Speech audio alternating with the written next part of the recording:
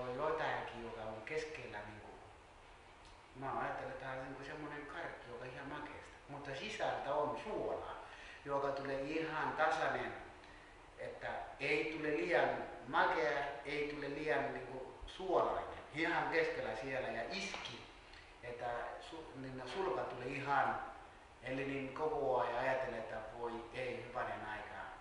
Pakko ainakin syö koko pussi loppuun. Minkälaisia ihmisiä ovat ne, jotka tykkää salmiakista?